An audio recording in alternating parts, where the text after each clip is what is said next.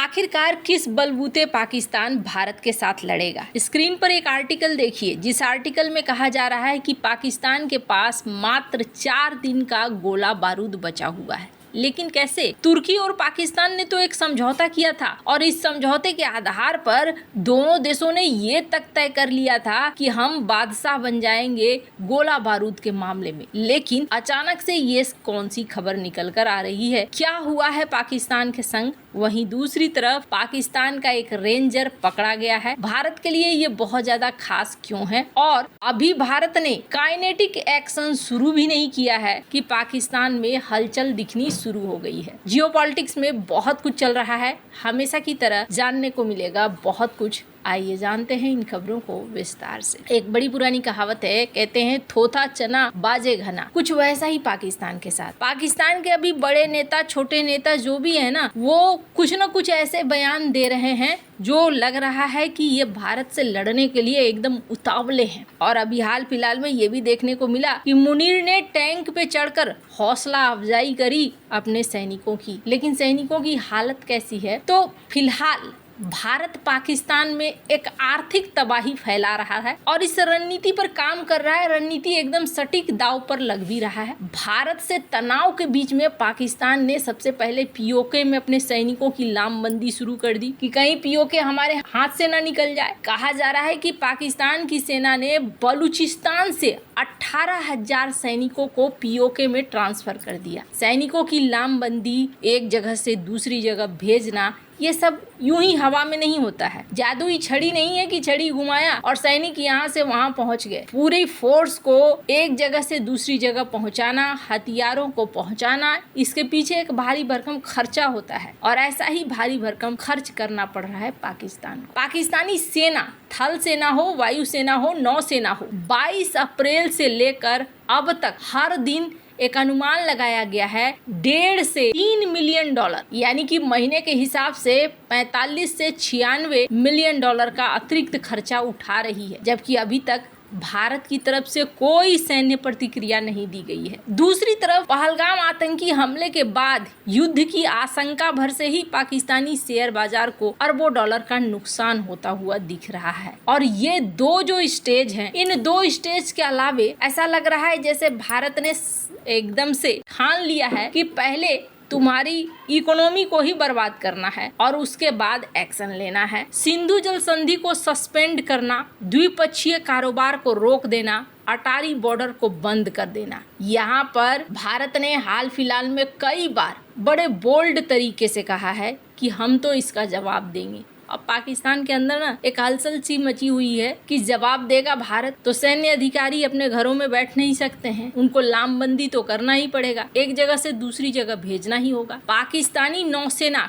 कराची और ग्वादर के आसपास गश्त लगा रही है और इस गश्त में हर दिन 5 लाख से 10 लाख डॉलर खर्च कर रही है। टाइप 054P फ्रिगेट और हैंगर क्लास पनडुब्बियों के लिए ईंधन C602 मिसाइल बैटरियों का इस्तेमाल हो रहा है। 24-25 अप्रैल को सतह से सतह पर मार करने वाली मिसाइल के परीक्षण में अनुमानित तौर पर 1 लाख डॉलर से 5 लाख डॉलर का खर्चा हुआ। पाकिस्तानी वायुसेना JF-17 और F-16 जेट विमानों के साथ हवाई गश्ती कर रही है और इस हवाई गश्ती में 1,50,000 से 4 लाख डॉलर खर्च कर रही है। इन फाइटर जेट्स की 10 से 20 उड़ानों के लिए प्रति उड़ान घंटे 10,000 से 15,000 डॉलर खर्च होते हैं। रडार का संचालन करना हो, LY-80 जैसी सतह से हवा में मार करने वाली मिसाइलों और कर्मचारियों का भुगतान करना हो, वो अलग से है। अब ये तो सबको दिख रहा है कि पाकिस्तान की आर्थिक स्थिति कैसी है, जिसके पास पहले से ही विदेशी मुद्रा भंडार काफी कम है और वो IMF से कर्ज लेकर देश चला रहा है। इसी महीने पाकिस्तान को दिए जाने वाले ऋण को अगले किस्त को लेकर IMF की बैठक होने वाली है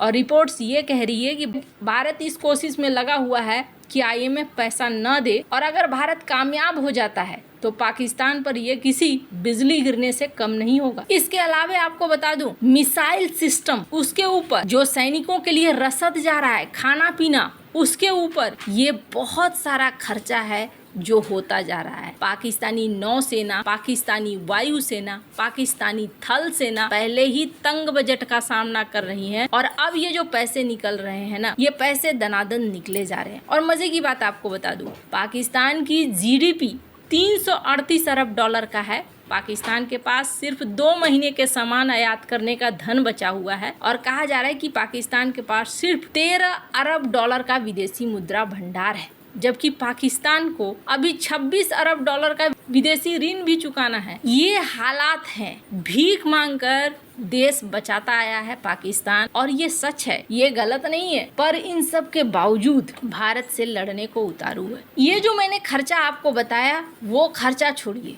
अभी जो खबर आई है उस खबर से ऐसा लगता है कि आखिरकार सिर मुड़ाते ही ओले पड़े हैं। पाकिस्तान और तुर्की के बीच में ना एक समझौता हुआ और समझौता इस बात को लेकर हुआ कि हम दोनों मिलकर खूब माल कमाएंगे। चलो अभी 155 mm के आर्टिलरी गोले की मांग है, रूस यूक्रेन में युद्ध चल रहा है और तुर्की ने टेक्नोलॉजी ट्रांसफर करी पाकिस्तान को। पाकिस्तान ने सेटअप करा और 155 mm के गोले बनाने शुरू किए। हालांकि ये बहुत तेज रफ्तार में काम नहीं हो पाया। साल 2024 में ही ये टेक्नोलॉजी ट्रांसफर की गई थी, लेकिन जो उनके पास गोला बारूद भरे पड़े थे अपने गोदामों में, उन्होंने देखा मुनाफा कि अभी तो हमें पैसा चाहिए। उन सारे गोला बारूद को कथित तौर पर इन्होंने यूक्रेन को बेचा। वैसे तो पाकिस्तान के ऊपर ये भी इल्जाम लगाया जाता है कि चुपके चुपके इन्होंने इजराइल को भी बेचा है। स्क्रीन पर इस आर्टिकल को देख सकते हैं। और अभी क्या सीन है आप देखेंगे, भारत से लगती सीमाओं के पास इन्होंने चाइनीज तोपों को तैनात कर दिया है, लाहौर के पास भी इन्होंने तैनात कर दिया है। लेकिन सवाल ये उठता है कि गोले बारूद इनके पास कितने दिनों के हैं? मात्र 4 दिनों के। अभी जितने भी मीडिया हाउस आप देखेंगे उनमें इसी बात का डिस्कशन चल रहा है कि 4 दिनों का गोला बारूद मात्र बचा हुआ है, फिर ये भारत से लड़ेगा कैसे? कभी कभी तो ऐसा लगता है जैसे 15-20 दिन भारत अगर यूं ही दौड़ाता रहा इसको तो ये यूं ही हार जाएंगे। और आपको बता दूं,